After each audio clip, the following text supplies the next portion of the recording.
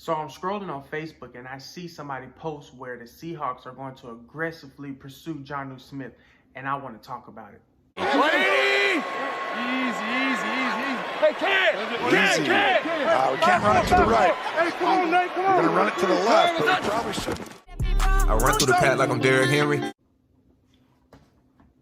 As a Titans fan, you guys already know. Most likely you guys, if you're watching this, you are a Titans fan, maybe a Seahawks fan, but we have about $1 million in cap right now. We have a lot of free agents that we need to bring back if we're going to truly contend for a Super Bowl.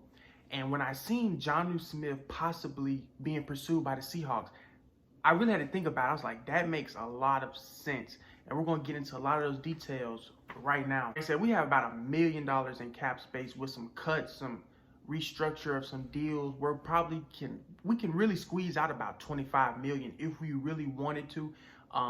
J-Rob already said there's a lot of different scenarios to see how the chips are going to fall, especially knowing how much are we truly going to have in cap. We might get an extra $2 or $3 million in cap, depending on what TV deal is going to look like. But Jonnu Smith is one of those guys that I really, really think we need to have him back. I mean, he didn't really get his just due last year. There's a lot of different factors that we're going to get into. But first off the bat, man. So Jonnu Smith, the market is probably about 8.5, maybe 9 million. What he's going to be looking at on the open market. Me personally, I thought maybe it'd be a good idea if we franchise tag him for this year.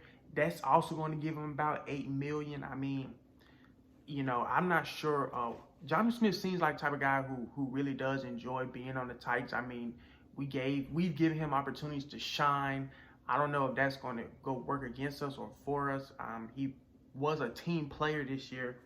Like I said, I'm open to the franchise tag, which is probably going to be at 8.5, maybe 9 million, because there are some tight ends out there that's making some money, like the Kelce's, and they're demanding about 15 million. So we're going to see what he does demand and how much he ends up getting. But this year, he got off to a good start. Right around when Taylor Lewan went out and, Tyson Brello had to come in. And even when Tyson Brello got hurt and we put David Kessenberry there was times where he was asked to block a lot. And he is probably the better blocking tight end.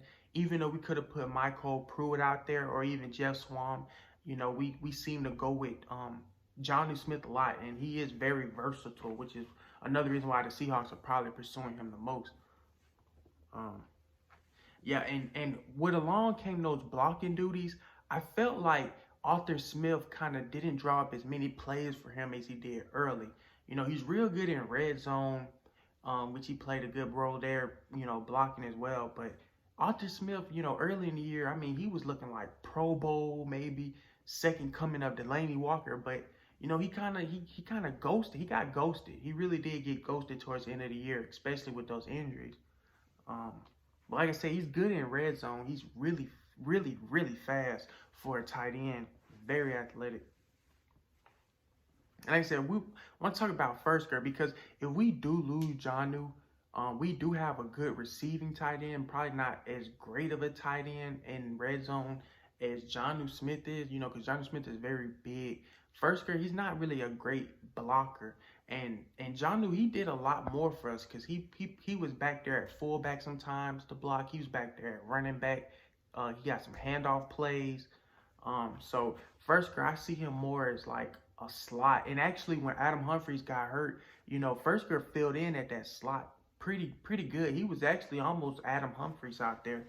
So I would really like to have both of them back, And if I had to pick, I would actually pick Jonnu over first grade, but first grade would at least leave us with somebody who can receive. We would definitely, but if we resign Michael, we would have another blocking tight end on the roster.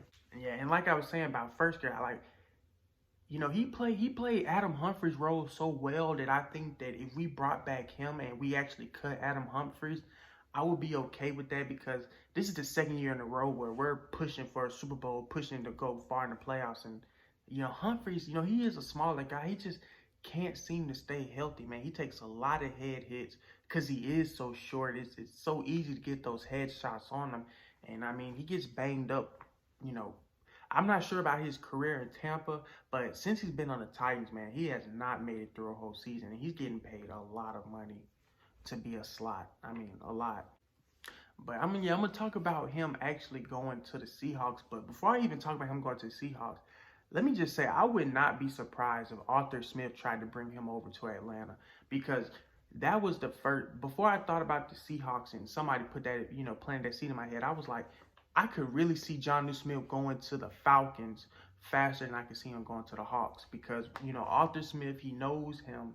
I'm not sure what their cap space is looking like, but if he was to leave, I could see Atlanta making a play for him.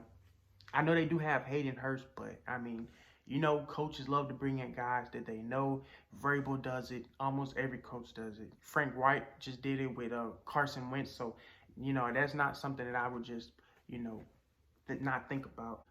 But this is so when I seen the post on Facebook, it was under a Seahawks page, and so I went and I just read the comments just to see how guys would react to bringing them in. And a lot of guys saying, this is not what we need. We need O-linemen. We need some guys who can block. And I was thinking this is exactly why the Seahawks would want somebody like Jonnu Smith, especially if we play those guys next year. Jonnu Smith, like I said, he was ghosted, so he became irrelevant. I'm gonna say irrelevant, but he was a ghost later in the season because he was asked to block so much, and he was doing a pretty decent job at it. If you look at that game when that Steelers game, they didn't allow a pressure on the left side, and that included Tyson Brella, and that included Roger Saffold, and also Jonnu Smith was getting some play. Dennis Kelly was getting beat up a lot over there by T.J. Watt, but the left side was pretty solid, and he picked up those blocks pretty well. And another reason is the versatility. Now, we know the Seahawks is a run-pass offense. That's how Pete Carroll likes to do it. That's how Tennessee likes to do it. Play action, run, play action, run, play action, play action, run, play action, run. That's their offensive scheme. He's very, very versatile, very fast. He would fit in nicely in that offense. Coming from a Titans fan, I would love to see him back. But I'm just seeing on both sides and why the Seahawks would actually want him. We're going to go, just recap, I'm not going to spend too much time on him, but like I said, very versatile player.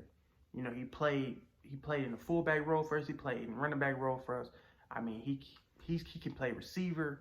He has great hands. He's good in red zone. So, I just wanted to touch on that because it made a lot of sense to me. But, all right, that's going to be all for this video. If you agree with me, throw something down in the comment for me. Consider liking, and thanks for guys watching the video.